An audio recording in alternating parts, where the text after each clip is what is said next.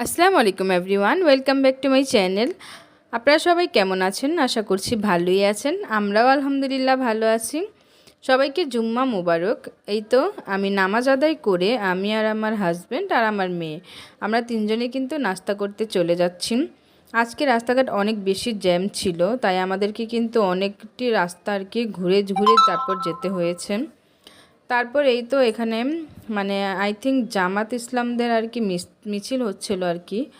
তারপর এই তো এখানে আমরা রেস্টুরেন্টে চলে আসলাম, ওয়ান স্টার হোটেল অ্যান্ড রেস্টুরেন্টে চলে আসলাম। আমার মেয়ে আর কি ওয়ান স্টারের পুডিং খাবে, তো আর কি এই পুডিং খাওয়ার জন্যই কিন্তু আমরা এখানে এসেছি। তো এখানে একটু অপেক্ষা করছিলাম, আর আমার হাজব্যান্ড আমার মেয়ের ট্যাব নিয়ে ও গেমস খেলছে। আর আমার মেয়ে বলছে, দেখো আমি কি করব তাহলে। হ্যাঁ, তো এগুলা নিয়েই আর কি ওর পাপা আর ও আর কি কথা বলছিল। তারপরে বলতে বলতে কিন্তু আমাদের নাস্তাগুলো এখানে মানে এসে পড়লো। এখন আমরা নাস্তাগুলো কিন্তু এখানে খেয়ে নিলাম। নাস্তায় ছিল রুটি, তারপর বুটের ডাল, তারপর ছিল ঝাড় ফ্রাই। তারপরে সবগুলো নাস্তা আমরা এখানে খেয়ে তারপরে ওই তো পুডিং চলে আসলো। পুডিংটা এখানে আসলেও অনেক বেশি টেস্টি, কিন্তু এটার জন্যই আমার মেয়ে কিন্তু এই পুডিংটা খেতে চায়। তারপরে এখানে দেখেন কত সুন্দর ভিউ, মাশাল্লাহ। আজকের পরিবেশটা কি শান্ত, কি বলবো। আমি তো জানলার পাশে বসে মানে ভিউ এনজয় করছিলাম, আমার কাছে অনেক বেশি ভালো লাগছিল। তারপরে এখানে আমরা চলে গেলাম আর কি বাসায়। এখানে এটা হচ্ছে আমার কালকের ভিডিও।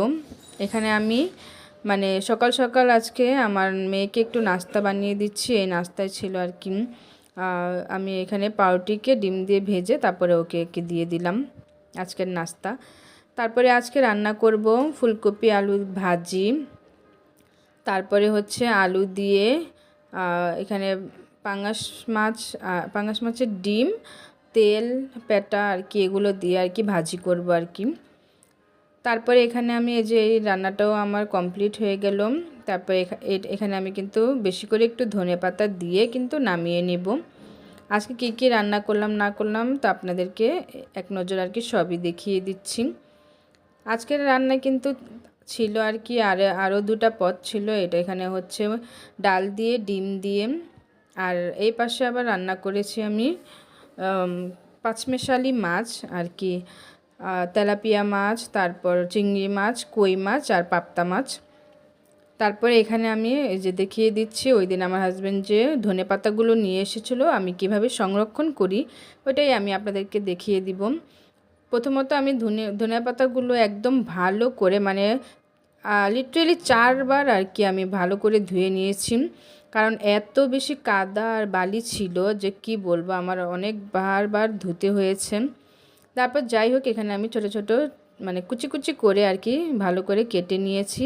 তারপরে কিন্তু এখানে আমি একটা পলিথিন নিয়ে নিলাম। এখানে আমি আজকে পলিথিনেই মানে সংরক্ষণ করব। আপনারা চাইলে কিন্তু মানে কন্টেনারেও কিন্তু মানে করতে পারেন, সংরক্ষণ করতে পারেন। এখানে আমি সবগুলো কেটে নিয়েছি। তারপরে এই তো দেখতেই পাচ্ছেন ডিপ ফ্রিজে রেখে দিয়েছিলাম, এখানে বরফ হয়ে গেছে। আর এখান থেকে আমি যখন আমার দরকার প্রয়োজন তখনই কিন্তু আমি ডালে বা তরকারিতে বলেন সব কিছুতেই কিন্তু দিতে পারবো ডাইরেক্টলি। আজকের ভিডিওটি ভালো লাগলে একটা লাইক করে দিবেন। আজকের মতোই বিদায় নিচ্ছি।